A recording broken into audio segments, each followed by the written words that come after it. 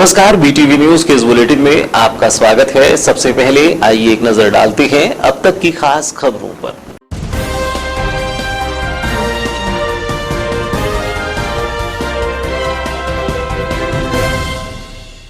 Double money के आरोपी सोमेंद्र कंकराय ने एंड टीम की जमानत पर सुनवाई सोमवार तक बढ़ी। जांच अधिकारी को सीसीटीवी फुटेज के साथ न्यायालय ने किया तलब। अब 11 जुलाई को होगी मामले की सुनवाई। मुख्यमंत्री शिवराज सिंह चौहान का हुआ आगमन, रोड शो और आम सभा को किया संबोधित। सभा के दौरान पूर्व मुख्यमंत्री पर साधा निशाना, कहा कमलनाथ ने किया है लोकतंत्र का अपमान। तीसरे चरण में भी उत्साह के साथ मतदाताओं ने किया मतदान। तीनों विकासखंड में शांतिपूर्वक संपन्न हुआ मतदान। महिलाओं में दिखा विशेष उत्साह, सुबह से ही लगी कतारें। बिरसा विकासखंड के दूरस्थ ग्रामों में भी भारी मतदान हुआ। कलेक्टर ने मतदान केंद्रों में मतदान का लिया जायजा।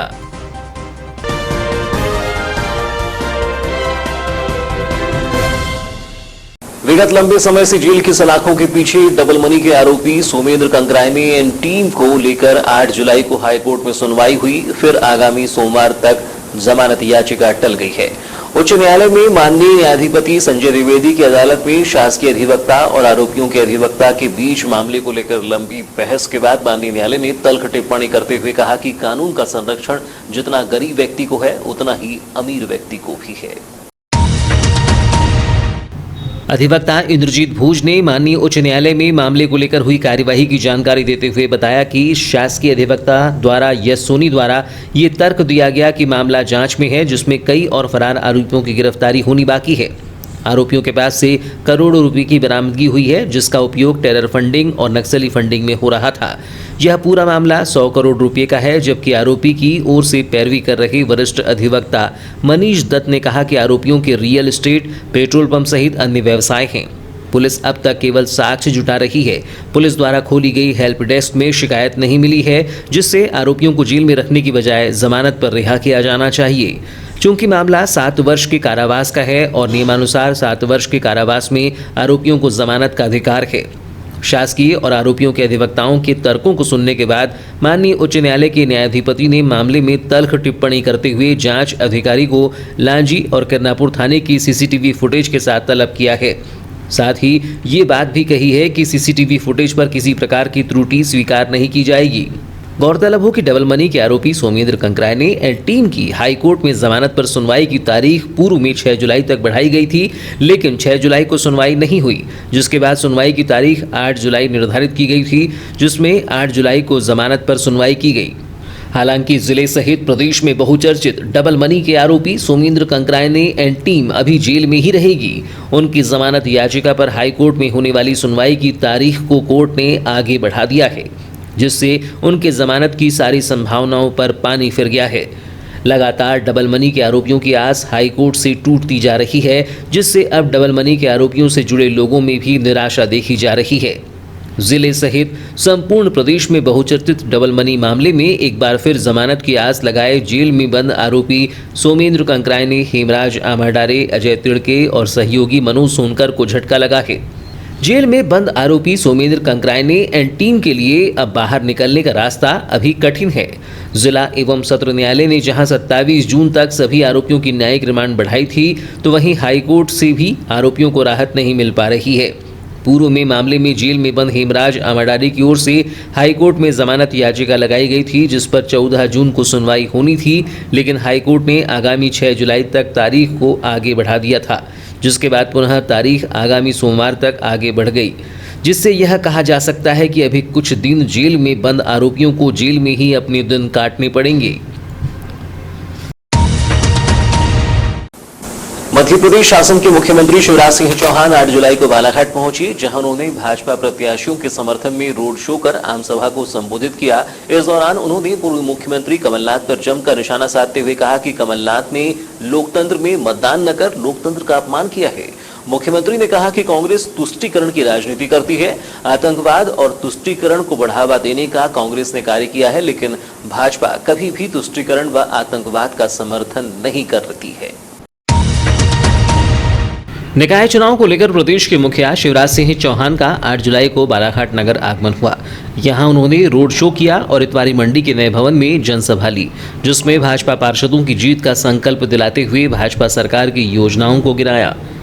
इस दौरान आयुष मंत्री रामकिशोर कावरे, पिछड़ा वर्ग आयोग अध्यक्ष गौरीशंकर बिसेन, जिला अध्यक्ष रमेश भटेरे, महामंत्री मौसम हरिनखेड़े, नगर अध्यक्ष सुरजीत सिंह ठाकुर, पूर्व नगर पालिका अध्यक्ष अनिल धुआरे एवं 33 वार्डों के पार्षद प्रत्याशी एवं जिला भाजपा संगठन के पदाधिकारी व कार्यकर्ताओं के अलावा नगर की जनता उपस्थित रही।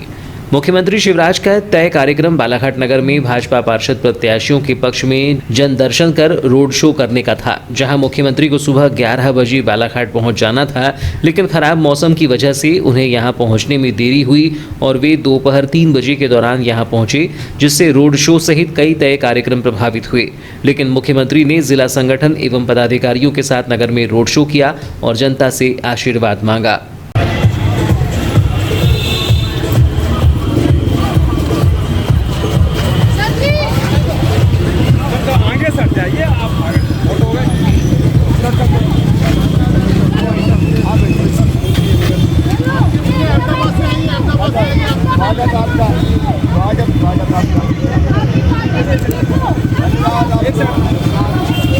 जिसके बाद मुख्यमंत्री चौहान की इतवारी मंडी के नए भवन में जन आशीर्वाद सभा हुई, जिसमें मुख्यमंत्री ने उद्बोधन दिया। उन्होंने भाजपा सरकार की उपलब्धियों को गिनाते हुए हर वर्ग के लिए भाजपा सरकार को कल्याणकारी बताया। उन्होंने कांग्रेस और कमलनाथ पर कई बार तीखा प्रहार किया, जिसमें कहा कि आज मेरे गांव में मतदान था और मैं वोट देकर आया हूं, लेकिन कमलनाथ जो केवल वोट मांगने का काम करते हैं, खुद मतदान करने नहीं गए। यह लोकतंत्र का अपमान है, जिसे जनता सहन नहीं करेगी। मुख्यमंत्री ने कहा कि कांग्रेस जब सरकार में आई तो कई योजनाओं को बंद करने का काम किया था, लेकिन मैंने उसे फिर से शुरू किया ताकि मेरे प्रदेश की जनता को योजनाओं का लाभ मिल सके।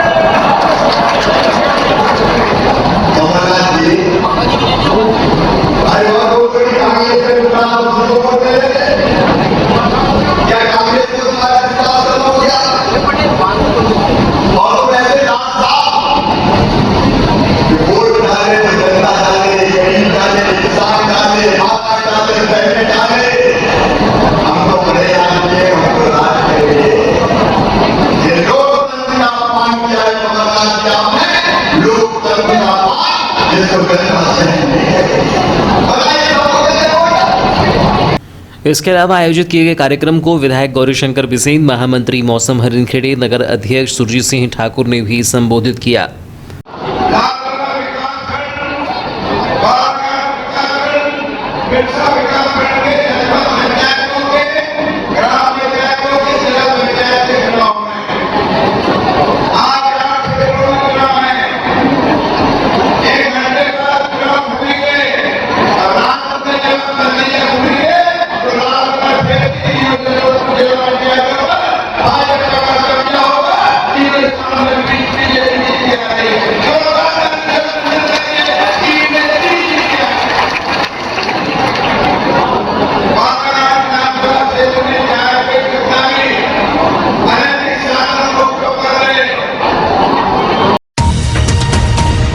मध्य प्रदेश राज्य निर्वाचन आयोग द्वारा निर्धारित कार्यक्रम के अनुसार 8 जुलाई को तृतीय चरण में बालाघाट जिले के 3 विकासखंड बालाघाट, लालबर्रा एवं बिरसा में त्रिस्तरीय पंचायत निर्वाचन के लिए मतदान कराया गया।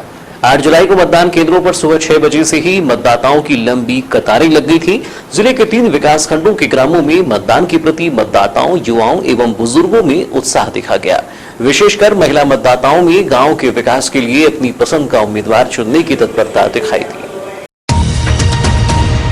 जिले के तीनों विकास खंडों में मतदान के लिए व्यवस्थित मतदान कराने के लिए व्यापक स्तर पर तैयारी की गई थी। सभी मतदान केंद्रों पर सुरक्षा के व्यापक एवं पुख्ता इंतजाम किए गए थे। दिव्यांग एवं वृद्ध मतदाताओं को मतदान करने में किसी तरह की परेशानी न हो, इसलिए मतदान केंद्रों पर व्हील चेयर की व्यवस्था की गई थी। जिले में स्वतंत्र, निष्पक्ष एवं शांतिपूर्वक मतदान संपन्न कराने के लिए सभी मतदान केंद्रों पर निगरानी रखने के लिए सेक्टर ऑफिसर के अतिरिक्त अन्य अधिकारियों की भी ड्यूटी लगाई गई थी। जिले के बिरसा विकासखंड के आदिवासी बाहुल्य एवं नक्सल प्रभावित क्षेत्र के ग्रामों में भी ग्रामीणों ने बड़े उत्साह के साथ मतदान किया है। मछुरदा, सोनगुड्डा, डाबरी, पितकोना, सुंदरवाही, रघोली, साले टेकरी, अडूरी, चिलोरा, चौरिया के मतदान केंद्रों में विशेष पिछड़ी जनजाति बैगा के पुरुषों एवं महिलाओं की लंबी कतारें देखी गई। मतदान के लिए निर्धारित समय दोपहर 3 बजे तक जिले के 3 विकासखंड बालाघाट, लालबर्रा एवं बिरसा के ग्रामों में 70% से अधिक मतदान हो चुका था। दोपहर 3 बजे तक बालाघाट में विकासखंड में 65%, लालबर्रा में 77% एवं बिरसा में 80% मतदान हुआ है। जो मतदाता 3 बजे तक मतदान केंद्र पहुंच गए हैं, उन्हें मतदान करने के लिए पर्ची बांट दी गई। दोपहर 3 बजे के बाद लालबर्रा विकासखंड के 107 मतदान केंद्रों पर 7,464 पर्चियां वितरित की गई हैं। जिन लोगों को पर्ची दी गई, उन सभी लोगों से मतदान कराया जाएगा। संपूर्ण मतदान समाप्त होने के बाद तृतीय चरण के पंचायत निर्वाचन में जिले के 3 विकासखंड में 80% के लगभग मतदान होने का अनुमान है। जिले के तीनों विकासखंडों में शांतिपूर्वक मतदान हुआ है और कहीं से भी किसी अप्रिय घटना या विवाद की सूचना नहीं है। जिन मतदान केंद्रों पर मतदान समाप्त हो गया है, वहां पर मतगणना प्रारंभ कर दी गई है। कलेक्टर डॉक्टर गिरीश कुमार मिश्रा ने 8 जुलाई को बालाघाट एवं लालबर्रा विकासखंड के मतदान केंद्रों का निरीक्षण कर मतदान की स्थिति का जायजा लिया और मतदान दल के सदस्यों से चर्चा की। कलेक्टर डॉक्टर मिश्रा सबसे पहले बालाघाट विकासखंड के ग्राम भटेरा पहुंचे थे। उसके बाद वे ग्राम खैरी, कुम्हारी, धापेवाड़ा, आमगांव, समनापुर, मगरदर्रा तथा लालबर्रा विकासखंड के ग्राम ददिया, खामघाट, मुरझड़, मोहगांव, धपेरा, बहरई, कनकी एवं गर्रा के मतदान केंद्र पहुंचे और मतदान की व्यवस्था का जायजा लिया। सभी मतदान केंद्रों पर मतदाताओं की लंबी लाइनें लगी थी। जिन केंद्रों पर मतदान की गति धीमी थी, वहां के पीठासीन अधिकारियों को मतदान में तेजी लाने के निर्देश दिए गए। उन्होंने पीठासीन अधिकारियों को निर्देशित किया कि दोपहर 3 बजे से पहले ही केंद्र के परिसर में घोषणा कर दें कि जिन लोगों को मतदान करना है, वे 3 बजे तक मतदान केंद्र के परिसर में आ जाएं और ऐसे मतदाताओं को अपने हस्ताक्षर वाली पर्चियां बांट दें। उन्होंने सुरक्षा में लगे जवानों को निर्देशित किया कि जिन लोगों ने मतदान कर लिया है, उन्हें मतदान केंद्र के परिसर से बाहर करें। कलेक्टर डॉक्टर मिश्रा ग्राम कुम्हारी के हायर स्कूल भवन में बनाए गए 3 मतदान केंद्रों के निरीक्षण में पहुंचे तो वहां पर अव्यवस्था नजर आई।